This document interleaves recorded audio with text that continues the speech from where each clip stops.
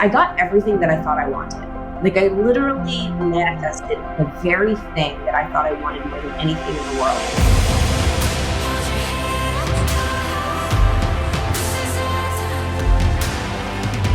And my whole journey started from listening to podcasts. It started from reading books. It started from following people that were being seen talking about this stuff, and I'm sure they were terrified.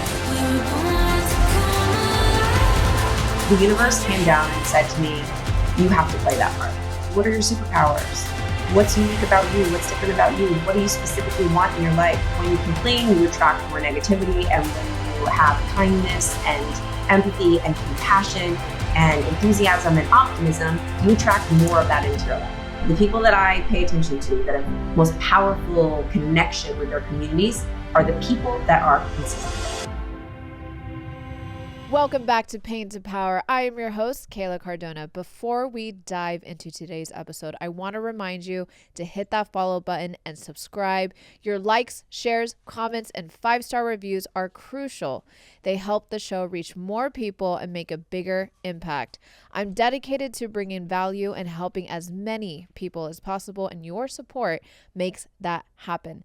Additionally, I am currently seeking sponsors for the show. If you or someone you know is interested in partnering with Pain to Power, let's connect. You can send me a message on Instagram at paintopowerpod or email me at paintopowerpod@gmail.com.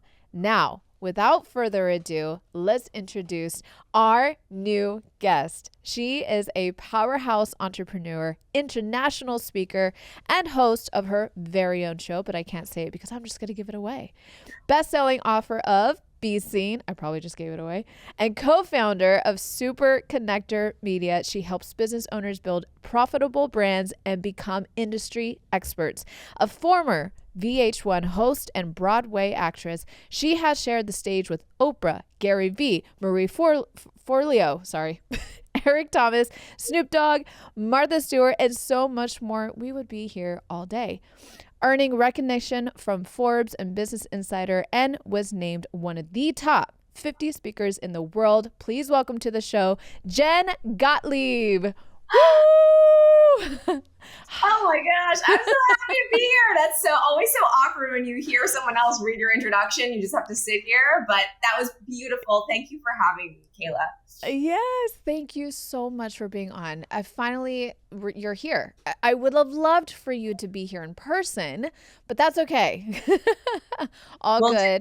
We'll make it happen. We'll do part 2 when we're in person.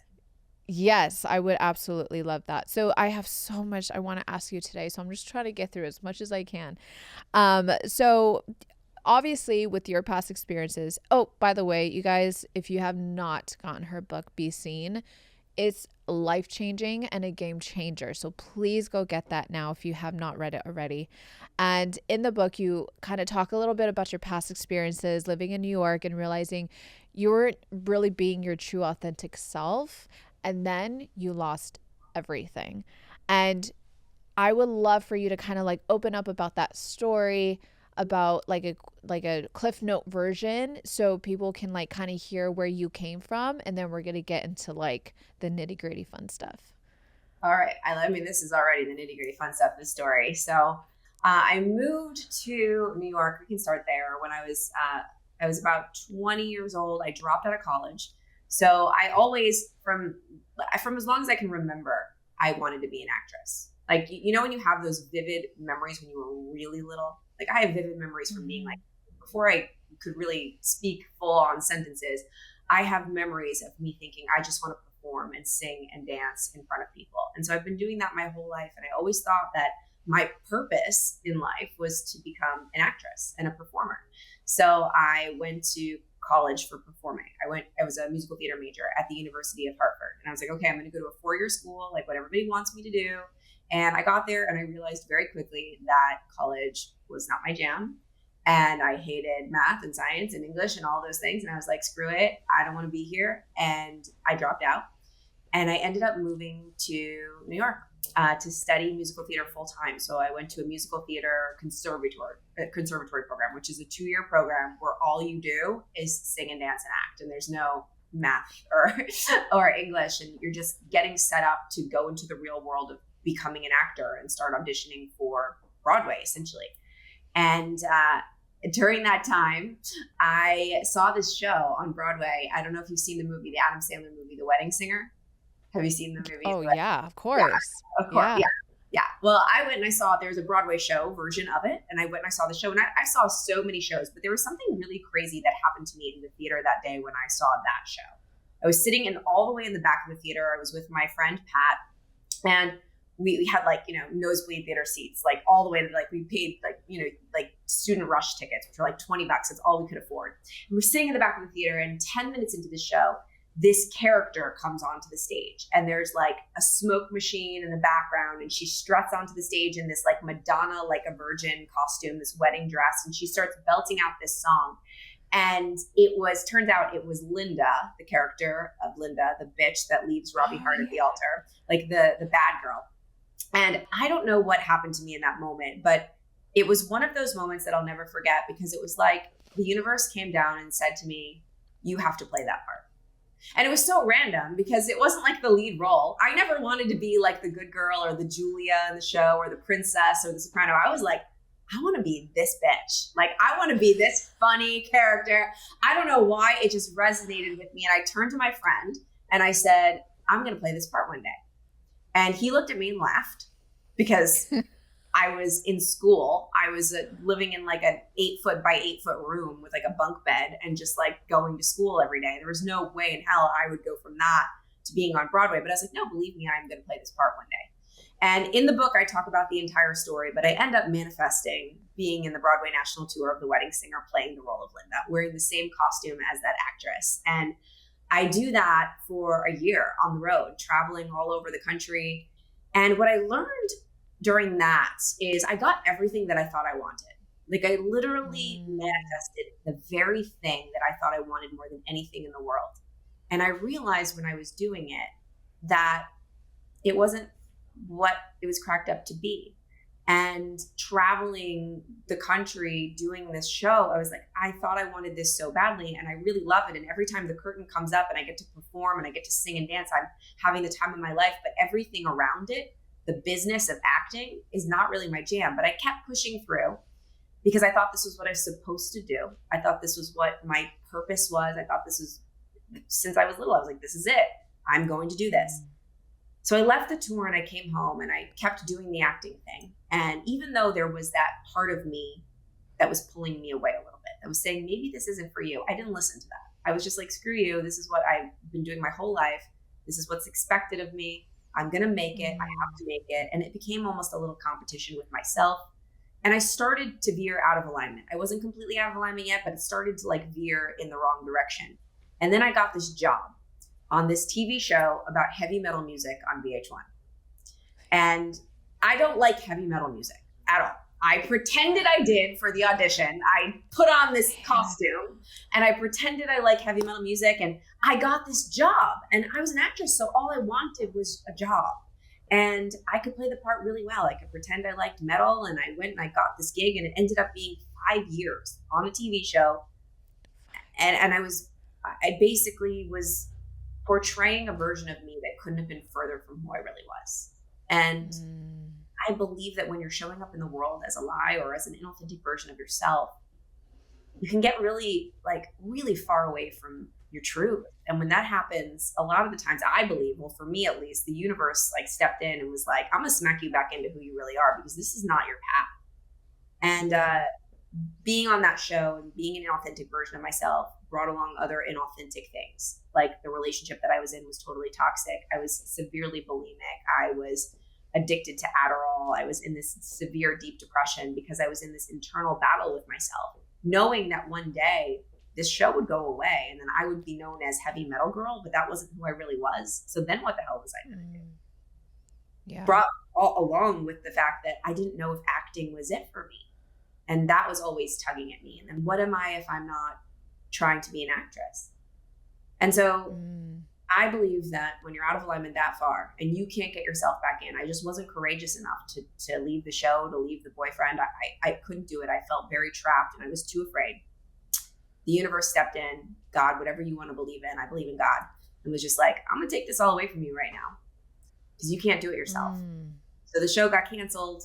The boyfriend that I thought I was going to marry, even though I was unhappy and I knew the relationship wasn't right, I was just in this. I was in this thing. I was stuck in it. I was like, I'm going to marry this guy. This is it. This is my future. Well, he left me for one of my friends, and I lost my beautiful New York City apartment. I ended up in this tiny little room with a window that faced a brick wall, and I had like 6 roommates, and I had to start over. And that was when it was like the darkest moment of my life, and I had to figure out who the hell I was and what I wanted to do. And I guess How old were you at this point? Man, this was about 24, 23, 24. Oh man. See, I love that. Well, first of all, thank you for sharing. I didn't know that your ex left you for your friend. I didn't know that detail. That's crazy. It, anyways, so here's the thing. I'm all about authenticity. I'm all about being yourself and staying true to who you are. Now I am, right? I think most people go through, first of all, trying to figure out who they are, right? Because I feel like in this society, we have an identity crisis. People don't really find who they are. And so for you, it's almost like you had to be what you thought everyone else wanted you to be. And I feel like a lot of people go through that. And unfortunately, a lot of people don't know how to get out of that. Yeah. So, what did you do? And what is your advice for people that is currently going through that identity crisis, trying to figure out who you are? And because that's a lot to unpack, right? So, what would you say to that person that is really truly trying to find their identity and also being okay with who they are?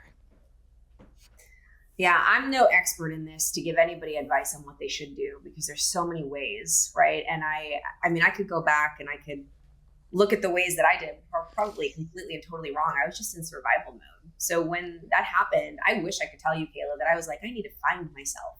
Actually, what ended up happening was it was really dark for me. I remember being in this little apartment and like having to, I would leave all day with my audition bag, which was like a rolling bag with all these dresses in it. And I would just go from audition to audition in like the snow in New York City. And I would drag this bag around and I would go and change at the gym because I didn't want to be in the apartment that much because there was just so much craziness going on there.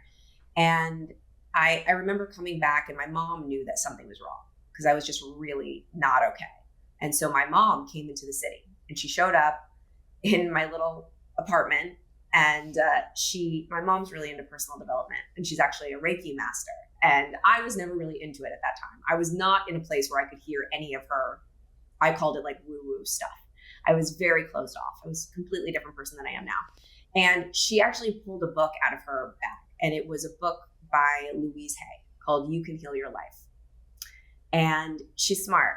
She knew I wasn't going to read this book. So she photocopied one of the pages. It's a book full of affirmations that you can say out loud that can help you in different areas of your life. And so she photocopied one of them and she put it in the book. And on the back of the photocopy, it said, "Dear Jenny, I hope you find yourself again. Love, Mom."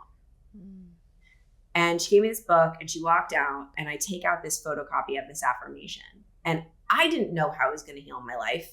I was seeing a therapist. I was going on antidepressants. I was doing all of the things that I could possibly do. I wasn't in the personal development space. I wasn't even self-aware enough to know that I needed to find myself. I just kind of knew that one day I would know why this all happened, but I didn't know how that was going to unfold. So I took this piece of paper and I said to myself, I'm just going to put this on my refrigerator and I'll just read this stupid thing every day. Like, fine, Mom, I'll read this stupid thing every day. I'll read it out loud. That's the only thing I'm going to do. And what this was the affirmation?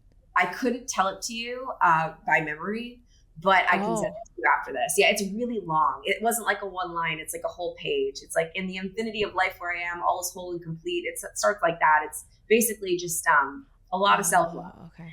And I put it on their fridge and I stuck with that commitment. And do I think that affirmation magically made me better? No. Do I think that the act of getting up every day and sticking with that one commitment that I made with myself, which was reading the affirmation every day, going and doing that, and that giving myself that gift of sticking with my commitment that I made every day, I think that was the first step. which was, and I didn't miss it. And even when I didn't feel like reading it, even when I didn't feel like it was working or I didn't feel like it was doing anything, I still read it. And each day it gave me a little bit more confidence with myself. Because Kayla, I really believe that like we become more confident the more that we do stuff that we don't want to do, and the more that we stick with the commitments that we make with ourselves. So I said I was going to read this thing, and every day I committed to reading it, and I did it. I felt a little bit better about the way that I can trust myself to show up for me. So that slowly but surely got me to get out of my apartment more and do better things for myself, like actually read the entire book and then go and read a few more personal development books and then explore some more podcasts or go to Barnes and Noble and spend my Friday nights on the floor there reading every book that I could find, and eventually going and starting to become a personal trainer and build my personal training company. And it was one step at a time that I started to just give myself permission to try new things, give myself permission to stick with a few more commitments each day that I was making with myself. It wasn't one gigantic, oh, I'm going to transform my life and I'm going to tell you exactly how I did it kind of a thing. It was literally one baby step at a time, and allowing myself to fail, to mess up, to make a commitment and stick to it. And just the more wins I collected along the way, the more I said I was going to do something scary and uncomfortable, and I followed through and I did it, the more confidence I created within myself. And the more proof I gave myself that I could go and do the uncomfortable, terrifying, hard thing, which often was doing the sales call, going and getting the job at the gym, going and getting my first out of the gym client, going and getting my first online client, going and getting my LLC, starting my company, like doing all these things. They all took confidence and self-belief. And I wouldn't have been able to get that if I didn't consistently challenge myself to set commitments and then follow through with them, even though they were scary and hard. Mm-hmm. I love that you mentioned, first of all, there is no formula. You do this, you're going to get this outcome, right? You said baby steps, and I'm sure you're still getting to where you want to go, right? It's a process. And I know people hear it all the time that it's a journey. It is. Like, people like ask me all the time, like, I want to get here. What's your advice for this? Like, what should I do? And it's like, no, you guys, it's literally baby steps every single day, progressing every day, whatever that is for you, because it's different for everybody. So I'm really glad that you brought that up. What does it mean to truly be seen, and how do you know you were struggling with being seen? Again, this is different for everybody. That's a really, the important thing that I want to say here before I answer that question is I love what you just said. And I think there's a lot of people on the internet that are just like, this is what you should do. Step 1, step 2, step 3. And I've probably said that before. And I go back and I think, there is not one way to do anything. The cool thing about this life is that there is a zillion ways to do most things. And the only way that's wrong is to not do anything at all. And I believe that the most right way is the way that's unique to you, and the way that you're going to stick to, the way that you're going to follow through with, and the way that feels good for you, your goals, and your personal experience that you want to have in this life. It's different than mine. It's different than Kayla's, everyone that's listening to this, right? You have to think about what are your superpowers? What's unique about you? What's different about you? What do you specifically want in your life? And maybe how I did it's not going to align, but I can share my personal experience, and maybe you can take something from that you resonate with and make it your own. So I wanted to preface what I'm about to say with that. So being seen is different for everyone. If you're an entrepreneur and you want to build a brand online, sure, there's a way that you can be seen that's going to help you build that brand faster. It's going to help you build community. That's going to help you get more eyeballs on you so you can create more impact and do whatever it is your goal is. But maybe being seen to you means being seen by your loved ones and your family as your authentic self, as who you really are. Right? So what is being seen mean to you is the first question. So I can answer it in a lot of different ways. Specifically with the book that I wrote, Be Seen, I mean, we do talk about being seen by the people in your life as the person that you truly are, and to stop hiding behind that fake version of yourself, which many of us might resonate with. The version of me that was the heavy metal girl, or, all the different versions of myself that I created to make sure other people liked me or I was approved of. But a lot of people reading my book, Be Seen, are people that are trying to build brands online, that are trying to create podcasts, write books, be, I guess, more influential. I don't want to say be an influencer, but be influential and share their story or their product or their service. And nowadays, you need to go where the attention is, and everybody's attention is on their phone, on social media. So one of the best practices to gain community, eyeballs, visibility is being seen on social. And I truly believe from all of my experience and what I've learned from my experience of building brands online and teaching people how to build brands online. And this is always changing. Every single day, the algorithm's changing. Every single day, the platforms are changing. But what I know to be true is throughout this entire time that social media has been in existence, I feel like authenticity always wins. Being true to who you are. Because the cool thing about each and every one of us is that there never will be ever again, and there isn't on the planet, anyone that has the exact same DNA as you.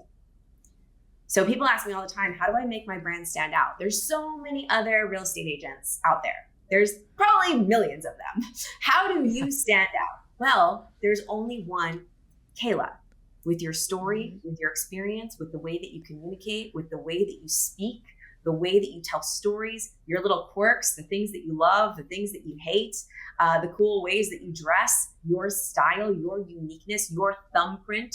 There's only one you.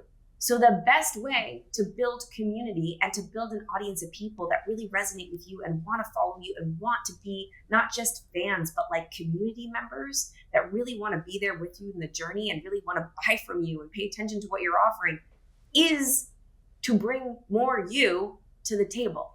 And I find that the people that win the most and that are the happiest on the other side, that build brands that they actually love and businesses that they love and community that they love being around, are people that show up as themselves. Yes. Yes. That is so good.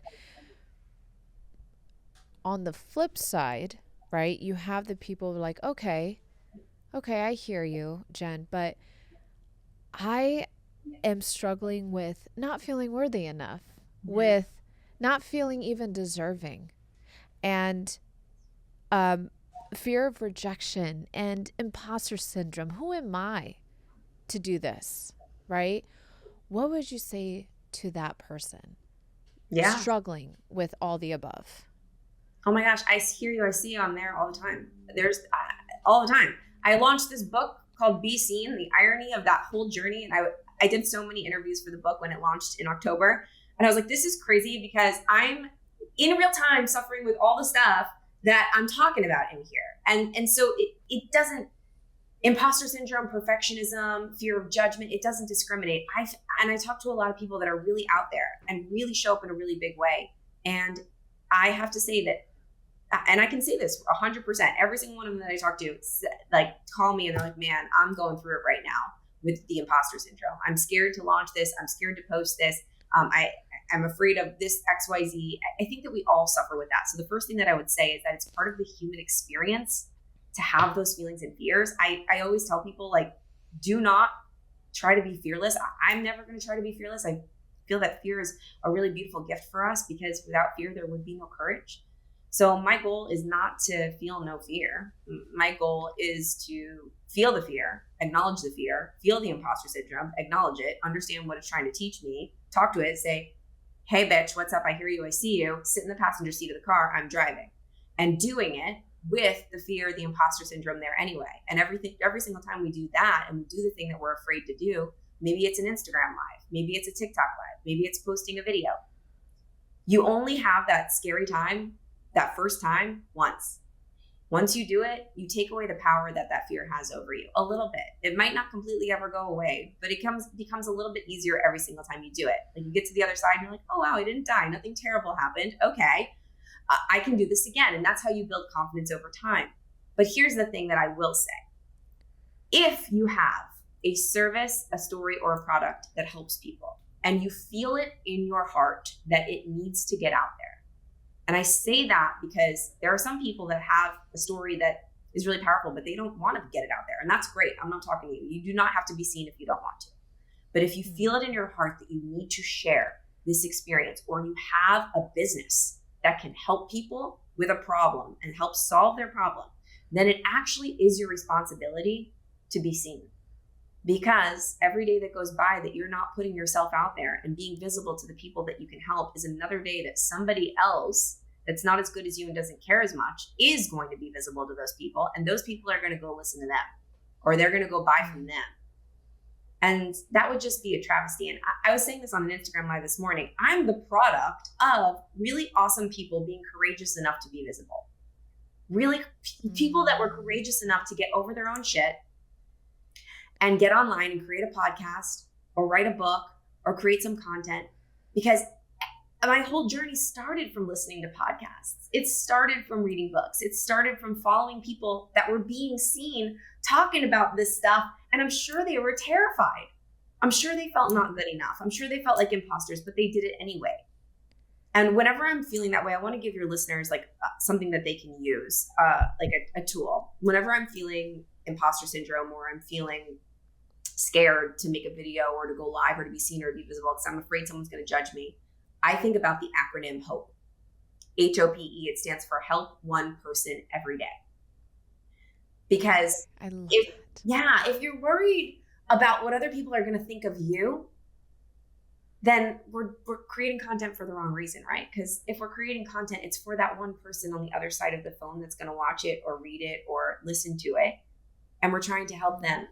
And if we're totally focused on that, I'm thinking about that one person on the other side of the iPhone or the other side of the iPad or the other side of the podcast or in the audience when you're speaking and you're thinking about them and you're just talking to them and you're trying to help them and you're totally focused on, I'm providing value to this person. Then all of the ego crap that goes on with what are people going to think of me? Are they going to like it? Am I pretty enough? Do I look good enough? Do I sound good enough? All that shit goes away because you're focused on helping one person. And that's my hack, because the ultimate way to feel better is to just focus on someone outside of yourself and helping somebody else. Yes. And I've spoken on this so many times. It's another way. How I say it is that you have to eliminate yourself from the equation. When you make things about yourself, it does become scary because you get inside your own head. All the fears start rolling in. But once you, again, eliminate yourself and you make it about other people, it just becomes that much more meaningful and fulfilling, really. And then all of a sudden, the fear is not as strong or it's not even there because it's not about you. It's about who you're helping, right? Or who you're speaking to. Oh, I love that. Would you agree? It's got the same thing, right? That's exactly what it is. Yeah. And that's how you make it not go away. That's how you make it a lot less. And I have so many moments. A lot less, yeah. Yeah, where I'm like, oh, I do an Instagram live every day. Like I put my makeup on and I go live. I see that and I'm like, I want to do that, but like that's Jen's thing, right? Like, no, it could be anyone's thing. No, I know, but that again, that's what is, I don't think that's imposter syndrome, but it's more of like when you see other people doing stuff, like sometimes your head can go that way to where you're comparing like, oh, that's that person's thing, right? And that's what stops you from doing something that you kind of like want to do, you know what I mean? So I'm guilty. My point is I'm saying I'm guilty of that. Like I've seen that and I'm like, oh, that's Jen's thing. But what would you say to that? Like speak on that for a minute, because if I'm going through it, I know everyone's going through it. I love that you shared that. This is so good. This is such an important conversation. So in the book, I talk about the symptoms of fear. And now so there's an amazing, one of my favorite authors, his name is Stephen Pressfield, and he wrote the book, The War of Art. And in that book, he talks about this thing called the resistance. And basically what the resistance is are my symptoms of fear. So the resistance is that feeling or that voice that comes in when you have an idea or you want to do something and it says, maybe you should start tomorrow. I don't think it's a good idea to start today. Or Jen's already doing that. You shouldn't do that. Or it's not perfect yet, so I'll just wait until tomorrow. That's resistance. I call it, and this is my name for it, I call it my inner BFF. And it's not my best friend forever. It's my inner blocker of future fulfillment. And that is my resistance. So it's a lie. And the symptoms of fear are comparisonitis, perfectionism, analysis paralysis, FOMO, which is like fear of missed opportunity, disease to please, trying to make everybody else feel good so you don't shine too bright. Those are all really, really, really convincing things that are ways that fear will show up and convince us as to why we can't or we shouldn't or we won't do the thing that we know we need to do.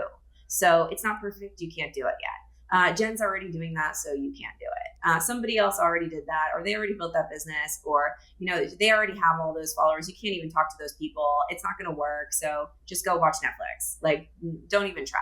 And I feel like that's the thing we're battling every day.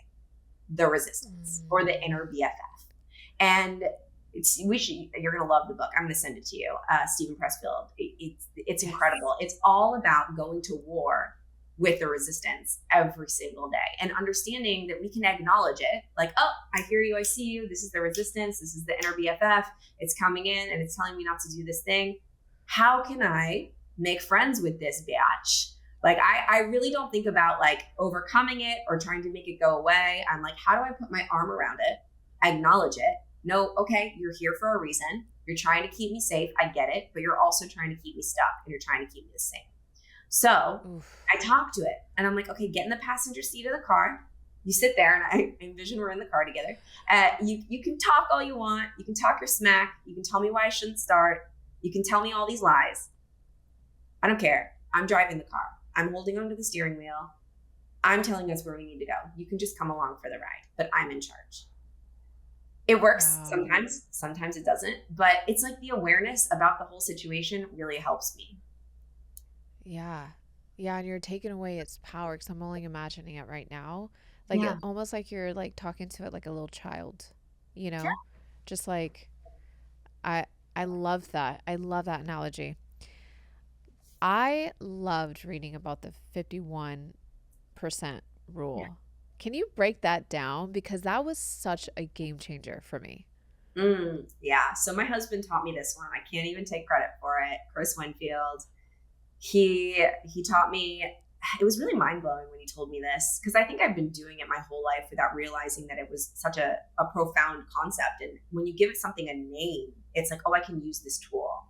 And so the rule of 51% essentially states that we don't ever really believe in anything 100%. Let's be real. Like, I don't know how often I'm ever like, I believe in this 100%. I believe in myself 100%. I'm totally 100% all in. I've got this 100%. I feel like whenever something's big stakes, there's always a little bit of fear or a little bit of doubt or a little bit of imposter syndrome or a little bit of comparison or, ooh, that other person's already doing that. Maybe there's the resistance. It's always there a little bit. And I think there's a lot of people on the internet that are like, you got to believe 100%. You can't start until you believe in yourself 100%, believe in yourself 150%. And I'm like, if I wait until I believe in myself 100%, I'm never going to do anything. Because I believe in myself, but sometimes it's 51%, like just a little bit more than I don't. And that's enough. That's enough to get me to that first step. Sometimes I'm at 79. Sometimes I'm at 89. Sometimes I'm at 99%, but there's a little bit of fear. But what I say to people and what the law or the rule of 51% would state is that you just need to believe a little bit more than you don't in order to take that first action step. Because once you take that first action step, like what we talked about in the beginning, how it changed my life, it wasn't from knowing that I needed to find myself again completely and totally reinventing my life. It was from believing a little bit more than I didn't, that I could stick to one commitment. And when I stuck to that one commitment, I took that one action step, it gave me a little bit of dopamine and like a little more belief and a little bit more pride in myself and a little bit more confidence, so then I could take the next step. And that next step gave me another win, and that made me feel even better. And I'm like, oh, now I'm up to like 89%. Let's go. And then something shitty would happen, and then I'd get it back down to like 51%. I'm like, oh, I suck. I'm a failure, right? Like, but I know I can do it, and I believe a little bit more than I don't. So just keep going. One more step, and then that gets me up to 99%. So it's like you just got to believe a little bit more than you don't in order to get it started. That's the most important thing. That's so important, because there's a question I get all the time from my listeners and viewers. They're like, how do you stay motivated every day? And I'm like, I don't. I wish I could wake up like, yeah, today I'm going to conquer the world like every single day. There's actually more days than not where I'm just like, I don't know if I could do this. Like just a few weeks ago, because I wear so many hats, like I do a lot of things. I have a lot of great things going. Tell me if you've ever felt this way, even recently, where I'm like, I'm not going to actually do this, but I've had thoughts of like, what if I just quit everything that I have going on and just move away to a random country and just disappear? I don't know if it's that dramatic for you, but I've had thoughts and moments like that. I'm like, what am I doing? There's so much I need to do. And so, if someone like me could feel that way, it's like, you know, what are your thoughts on that? Do you ever get those thoughts or feelings as well? Totally. Kayla, thank you Okay. for sharing that. Thank you. I always have those thoughts. We need to normalize these thoughts, okay? The brain thinks thoughts uncontrollably, like the heart beats uncontrollably. We just think thoughts. And so sometimes when you're really overwhelmed, the thought of moving off to a far off country and not having any responsibility is a really nice thought. Of course, I definitely think that. And I mean, if you're listening right now and you're like, oh, I just had that thought. And if you didn't, that's okay too. We're just sharing our experience in life. These are just thoughts. Definitely. I think that, I mean, you got me on a day. Like today, my grandma's in the hospital. I just got off the phone. Like listen, life gets lifey. It gets real lifey. And I want to make sure, like, this is what I say on my Instagram live every single morning. The reason that I do the Instagram live now is more to just help people feel a little bit less alone every single day. Because I feel like we're living in a world where we're looking at a highlight reel all day long, right? We're looking at social media all day long. And I'm not knocking social. Social media is really great for promoting really great things. It also can be very toxic in this way where everyone's just posting the really great things. So if you go online, it looks like everybody's crushing it for the most part. I mean, not some people share the reel, but most people are posting when they crush it, when they're on family vacations, when they're at a really cool event, and they've done something amazing in their business, and they had a beautiful, healthy baby. Like, people are posting all of their face-tuned images that are all perfectly filtered and look amazing and incredible. And like, they took 85 pictures to choose that one that they posted. Let's be real. That's what people are sharing. And it's a highlight reel. And that's just is what it is. I'm not complaining about it. I'm not saying that it's terrible. I'm just saying this is what we're dealing with. So we scroll and live in this world where we're looking at all the highlights. And it can become very difficult if you're experiencing lifey life moments, which are very real, where bad things are happening, or you're not crushing it, or you don't feel motivated, or you don't feel like you look like the filtered version of your friend that, you know, is whatever. Like, you just don't feel that great in yourself or in your life. And you start to feel very alone in that because it looks like everybody out there is just crushing it.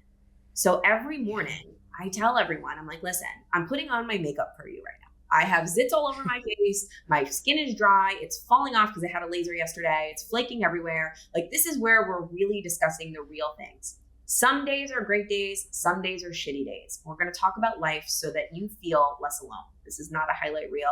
This is where we talk about real stuff.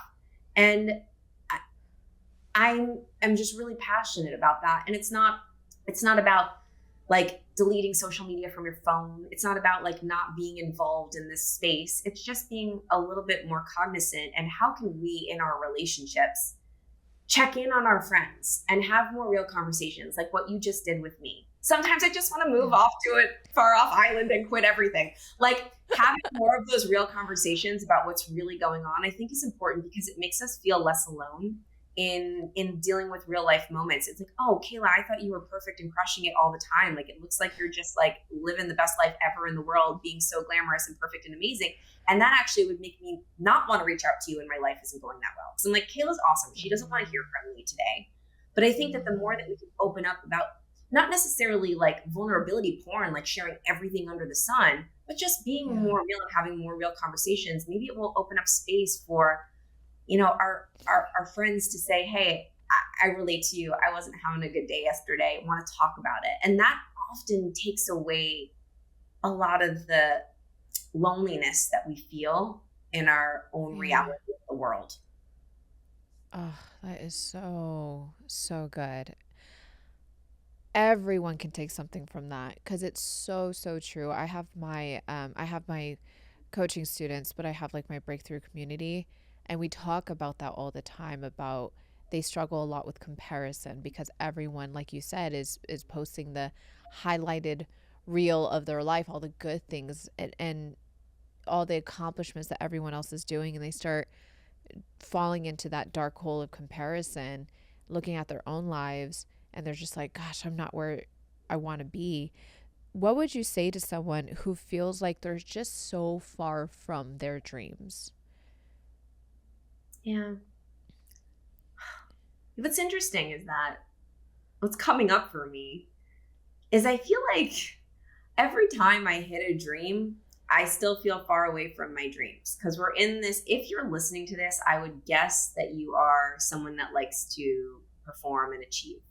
and you're always setting new dreams. And something really interesting Yeah. that I've been discovering a lot lately is that once you set a goal, like, and you hit that goal, you immediately just raise the goalpost higher and set a new goal. So for me, I kind of I have to catch myself because a lot of the things that I have today are things that I used to pray for. And what I would ask everyone to just take a second to do, and this is what I've been doing a lot in the mornings, like really asking myself to think about this whenever I'm feeling that way, is what do I have right now that I used to only pray for? Like, because I just keep setting the goalpost higher. I'm like, okay, great. I hit that goal. I hit that dream. Now what's the next one? So then I always feel so far away from my dreams because I'm always setting the next one. So for me, because I never want to tell anybody else what to do, because I'm in no way an expert in this space. I'm just a human having an experience and being aware of it, as aware of it as I possibly can.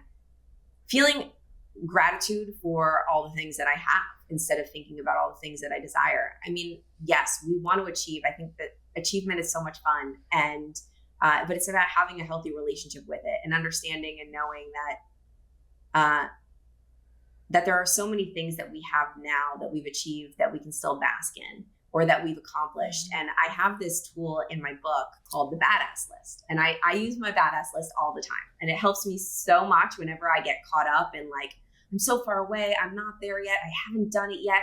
Like, because I'm always going to feel that way because I'm always setting new goals. So even when I hit the next goal, I'm like, oh, but I didn't hit that goal.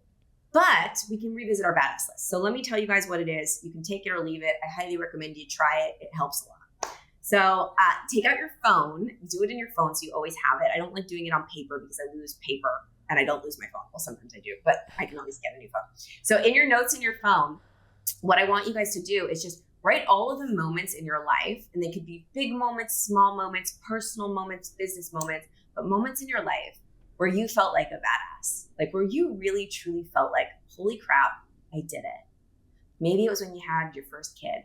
Maybe it was when you met the love of your life. Maybe it was when you made your first sale. Maybe it was when you overcame an illness. Maybe it was when you ran a marathon or wrote a book, or maybe it was just one day where you felt like you were at your lowest low, but you still got yourself up and you went for a walk and you felt better and you took care of yourself. I don't know. It could be that personal and tiny, or maybe that's monumental for you. Whatever that is, I want you to make a list of all of those moments that you've accomplished in your life that you've done where you felt like, I did it.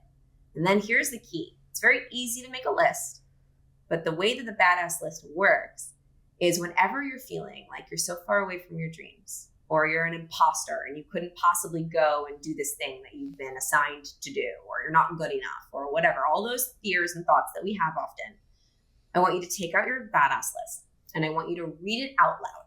But the key is to read it out loud as if you're reading it about someone else. About someone that you're comparing yourself to on the internet. So I want you to read this badass list like I'm reading it about someone that is just, I'm scrolling and I'm looking, I'm like, they've done all these things. And I want you to feel a little bit of jealousy, comparison, envy, in awe of that person. And then remember, oh shit, that person's me. That person's me. Wow. So you can see yourself how other people see you. And you can really take in and be grateful for and be proud of and marinate and bask in all of the incredible things that you have done.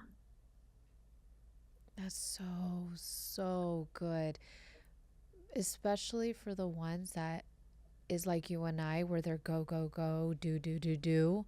And we are just so ran by just, again, because we do so much. It's like, that's a good reminder for me too, actually, because I am always go, go, go. And I don't sit back and just remind myself when I feel like everything's kind of not going the way that I would like for it to go, or things are falling apart, or leads are falling through. And I'm just like, what is happening?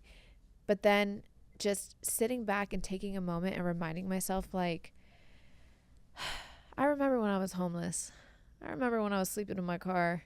I remember when I couldn't even put $10 in my gas tank with a baby in the back seat, wondering what's next. That's crazy. And just going back to those times, if you went through that, you can get through this. And also just knowing that you are not where you used to be. Just like what you said earlier, thank God you're not where you used to be. So thank you for sharing that. That is so powerful and such a great reminder for everybody. And the common denominator really, when I ask similar questions with all my guests, everyone falls back to having gratitude, being thankful, because that also releases a chemical, right, in your brain and your body of is dopamine the right one? Where you feel good, right? And when you feel good, you attract more good energy and all of that, right? Can you speak a little bit on that? Yeah. Uh, when whenever I'm not feeling it, I have to go back to gratitude. So like that's like it's honestly the number one tool that I pull out of my toolkit is just pause, Jen. What do you have Yeah. right now instead of what do you not have right now? What do you have right now? Yeah. And yeah, I don't know the science behind it. And I would say, sure, it releases dopamine, but I'm not a scientist, so I'm not qualified to say that. It makes me feel good when I think about the things that Yeah. I'm grateful for. And my husband and I do, actually, my whole team, we have a whole gratitude practice in our company. And it really sets the tone. It's changed the game. So whenever we do Q&A in our company with our mastermind or events, even like our big 500,000 person events, when people do ask questions, we say like, just share one thing you're grateful for first before you ask the question. And it Mm. always shifts the energy. Like gratitude can always shift the energy. Whenever, we have a dinner together, we always go around like my little family, me and Chris and my stepdaughter. What's one thing you're grateful for today? Or when we go on a walk, my husband and I could be in the biggest fight ever in the entire world, like the full day. And this is regular. Okay. We fight all the time. But when we go to bed at night, we have a non-negotiable. It's a non-negotiable. So this is how we don't go to bed angry ever. We could be so mad at each other, but it's like this thing that we have to do. We have to hold hands and say a prayer and say what we're grateful for and pray. We have to. So it breaks every Yeah. fight no matter what, because you cannot be grateful and angry at the same time. We've tried because we want to stay mad Yeah. at each other, but it doesn't work. So every night before we go to bed, no matter what, even if we're fighting, even if we're pissed at each other, we still say like a little gratitude prayer. And it's the ultimate way to shift your energy. And I love that what you said. Yes, I do believe in energy. And I do believe that if I'm walking around the planet as an enthusiastic, optimistic, grateful person, more people are going to smile at me. More Yeah. awesome opportunities are going to come my way because like attracts like. And that's not getting woo Yeah. woo. That's not being, too law of attraction y, which I definitely believe in. But it actually is like people mirror each other. And if you think about it, I learned this a lot as a waitress. It's so interesting because I was thinking about this a lot. I was a waitress when I was an actress. I waited a lot of tables. I worked at Hooters. I worked at all kinds of restaurants. And when people were, let's say somebody got their order wrong, their order comes out wrong. Tables that were assholes and complained and were like, I can't believe this. I'm never coming back here. This is terrible. What happens? Well, we're all mean to them, right? Because we mirror each other. Like, okay, sorry. Like, and we're not going to, like, the cooks got pissed off, whatever they would do back there. Everyone would be mad at them. We hate table number 5. Like, nobody likes them. But the tables that if we got their order wrong, I'm like, don't worry, it's not your fault. Don't even worry about it. It's totally okay. This what didn't come out great, but it's okay. It's all good. Was it your fault? I'm like, how can I help you? I'm going to comp this for you. I'm going to get you. I'm going to help. Like, and I want to be so unbelievably nice to them. It just is actual proof that when you complain, you attract more negativity. And when you have kindness and empathy and compassion and enthusiasm and optimism, you attract more of that into your life. There was this question I wanted to ask you. Well, you kind of covered it a little bit. What is the very first step to creating a thriving and engaged community about yourself, your brand, and your business? I know we're jumping everywhere, but that was like such an important piece I really wanted to get from Jen Gottlieb because you're like the pro at this. So if we could cover that really quick, that would be amazing. Yeah, let's do it. It's Yeah. very, very simple. And I've seen a lot of people do this. I've watched it over and over again.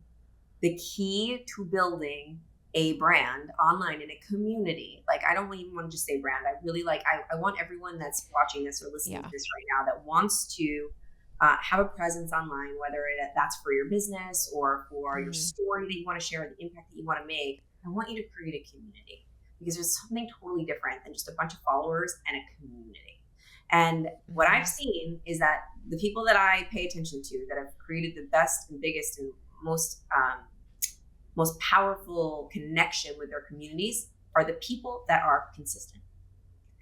Consistency Mm. is the number one most important thing, because the biggest problem I see people have is that they start posting and they don't see the traction that they would like, or they compare their chapter 1 to somebody else's chapter 20. So they compare their engagement for their first post to somebody that they've been following for years and their millionth post. And they're like, why am I not getting traction? Why are these reels not going viral? And they're too wrapped up in vanity metrics of them, so that they stop and they're not consistent. For me, I did this. I looked back, I was doing a training on like my social media strategy, and I wanted to see how long it took me from posting every single day for a reel to go viral. And I looked at my page, and I remember the day that I committed to posting every single day, just one time a day. I made my word of the year content. I was like, I'm going to be consistent this time for the first time ever, and I'm going to post every single day, no matter what.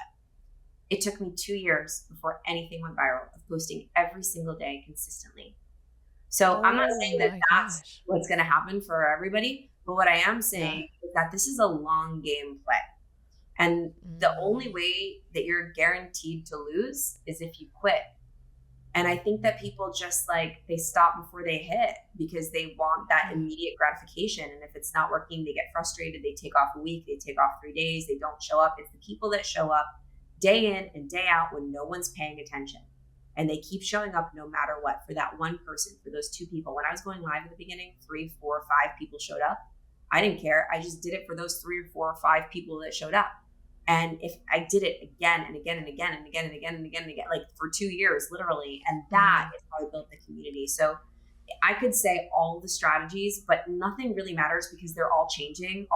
Everything Right. changes every day with social. But the one thing that I will Yeah. tell you is that if you want to build a community and a brand that people trust and know and care about and love and follow, it's consistency. Yep. So good. Absolutely so good.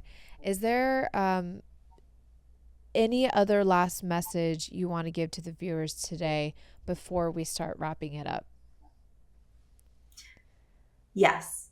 And this is coming to me today because I'm reminding myself of this all the time. So I know you've got a lot of really cool tattoos. I only have 2. And the first one that I got was this one. It's on this side of my wrist, so I can barely show anybody, but I got it on Okay. this side so that I could see it because it's just for me. And it says, "Time never stops."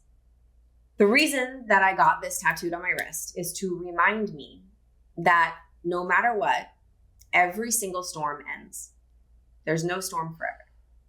Every single moment of discomfort is always only temporary.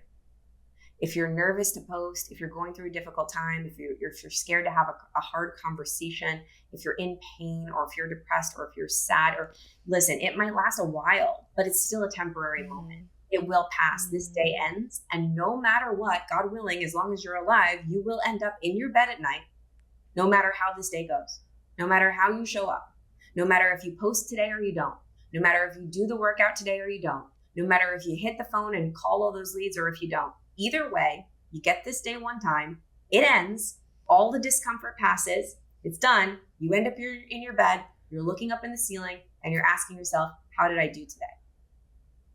So for me, that's where my motivation comes from. It doesn't come from a morning routine. It doesn't come from any of that bullshit. It comes from getting in my bed at night and saying, did I use this day?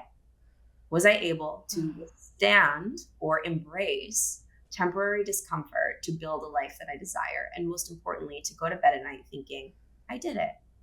I squeezed all the juice out of the lemon today, right? I did it. And some nights I don't go to bed saying I did it. Some nights I go to bed and I'm like, shit, I didn't do it today. And that teaches me more than the days that I do. And so I wake up every day just reminding myself, like, listen, this moment, like this conversation that we're having, Kayla, before we know it, we're going to be in our bed tonight. We're going to be thinking about it. It's over. It's done. Yeah. Every moment passes. So the message is that if you're listening to this right now and you're in a difficult moment, or maybe you really want to show up online and you really want to be seen, but you're too scared to do it, no matter what, this moment is going to pass. And every day that goes by that you're not posting a video is another day behind that you are to where you want to be. Yep. So just think about that. And I hope that you can take something from that. It's not direct advice. It's just allow that to seep in. Think about it. It helps me so much every single day. So much so that I got a tattoo to my arm. And that's what I guess I could leave everybody with today. I love that. I'm just curious, what's your second tattoo? I have right here, I have the day that my husband and I met in Roman numerals. Oh, okay. Because I knew about the one on your wrist. I didn't know you had a second one. I just got the second All one. right. Yeah. Oh, you just got it. Okay. I'm addicted now. I'll be like you. I know all of a sudden I see Jen, she has a full-on sleeve. So as I start wrapping up, I do ask all my guests this final last question. In your definition, what does pain to power mean to you? Whew. Kind of like what I just said, right? So I don't think any moment in my life where I felt fulfilled and satisfied and proud of myself came from a moment that was easy and didn't have any pain involved.